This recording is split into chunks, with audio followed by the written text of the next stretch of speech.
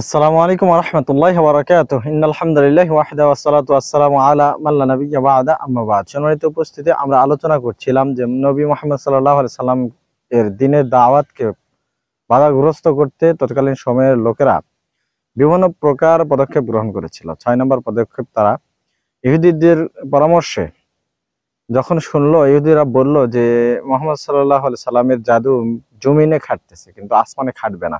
তোমরা তাকে চন্দ্রকে দ্বিখণ্ডিত করতে পারো, দুই ভাগে বিভক্ত করতে পারো। এই কথা শুনে মক্কার তৎকালীন কাফিররা খুশিতে বাগবাগ হয়ে গেল। তারা ভেবে নিল যে এবার মুহাম্মদ কুপোকেত, সে আর এখান থেকে উতরাতে পারবে না। তাই তো তারা একদিন পূর্ণিমার রাত্রিতে নবী মুহাম্মদ সাল্লাল্লাহু আলাইহি সাল্লামকে ধরে বসলো। মিনাতে ছিলেন আল্লাহ রাসূল সাল্লাল্লাহু আলাইহি সাল্লাম।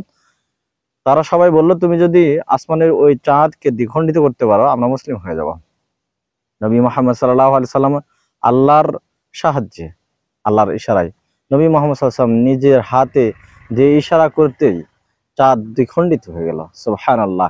এটা তারা স্বচক্ষে দেখলো, কিন্তু দেখুন কাফিররা দেখার পরে অস্বীকার করলো।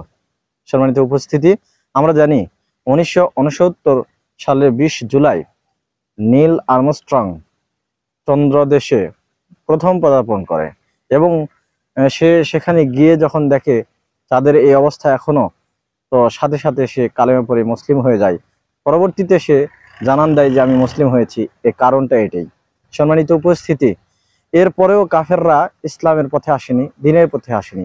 তাদেরকে যত প্রকারেই মর্যাদা দেখানো হোক, চোখের সামনে এত বড় মর্যাদা তাদের বলাতেই আল্লাহ রাসূল সাল্লাল্লাহু আলাইহি ওয়াসাল্লাম দেখালেন, তাও তারা আসলো না, ঘুরে ফিরে আসলো না ইসলামের দিকে। আসুন আমরা অন্ততপক্ষে মুসলিম, আমাদের ঈমান আরো বর্ধিত করি। আল্লাহ তৌফিক দান করুক, আমিন। আখিরু দাওয়ানা আনিল হামদুলিল্লাহি রাব্বিল আলামিন। আসসালামু আলাইকুম ওয়া রাহমাতুল্লাহি ওয়া বারাকাতুহু।